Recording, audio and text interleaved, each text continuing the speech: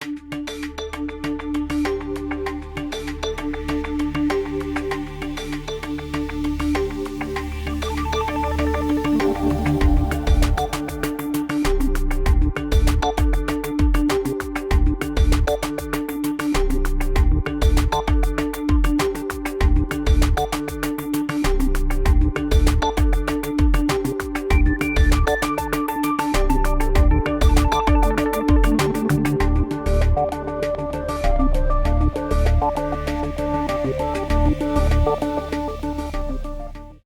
private wealth industry has undergone increasing scrutiny.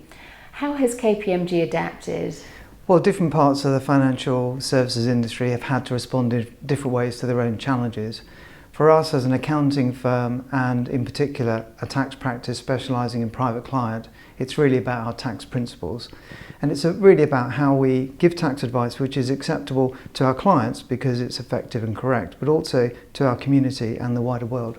The biggest challenge the industry faces today is regulation.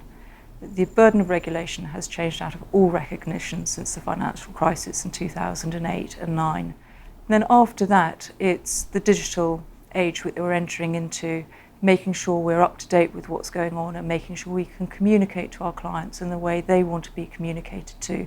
At its simplest, when you look at fees, we give a complete breakdown of all our fees to clients. There are no hidden charges. And one of the things clients hate most is suddenly having surprises presented to them and automatically deducted from their portfolios. Over the past 5 years, I would say we've done 4 key things in compliance to make sure that we're ahead of the curve. Firstly, we've invested in a number of new people. So we've recently hired a COO and we have an in-house general counsel. And they're both very much focused on compliance and on the processes and procedures around compliance. Secondly, we have worked on our IT platform. So we have invested a considerable amount of money on our IT systems dedicated to making sure that our clients are adhering to all the compliance requirements, as well as following up on KYC or any checks that we need to do on our clients.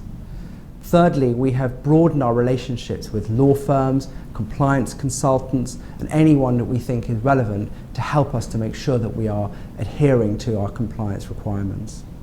And then finally, we have invested in broadening our permissions in compliance.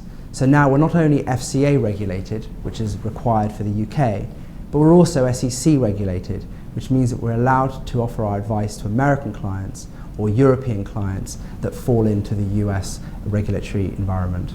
What's your view on the Panama Papers? Are they a storm in a teacup? I don't think they could be described as a storm in a teacup given the reaction that the media has given to it and the reaction that politicians have to see our Prime Minister for the first time in history disclose intimate details of his own personal tax affairs is hardly a storm in a teacup. And the resignation of senior politicians in Iceland, for example. The fact that we're moving to a model OECD standardised disclosure agreement with lots of countries, including sovereign states which otherwise have never disclosed before, such as Switzerland, is a very significant development, and Panama should be seen in that wider context. The EU referendum has dominated global news. What does it mean for the UK? Clearly you don't want me to try and persuade you one way or the other, but rather reflect on Brexit and its implications on the UK financial service sector. I think in the short term, the uncertainty hasn't been very good for London.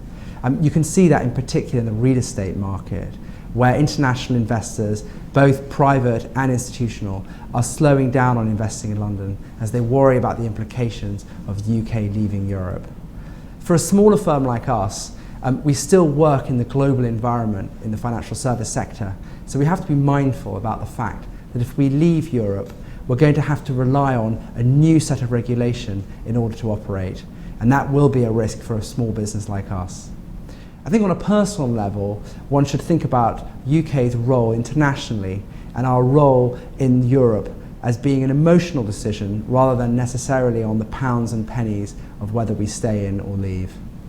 Well, it's clearly the most fundamental decision that my generation and those around me have to make in exercising our democratic right. because governments have a very difficult job in making the case on either side on the balance between pooling our sovereignty and having entry to the single market. Most of our clients are quite concerned about the prospect of leaving the European Union, and most of financial services are too, because of the inward investment that London enjoys. I think we'll see it play out over the remainder of the campaign, but most of the people I talk to are quite concerned to see it go the right way.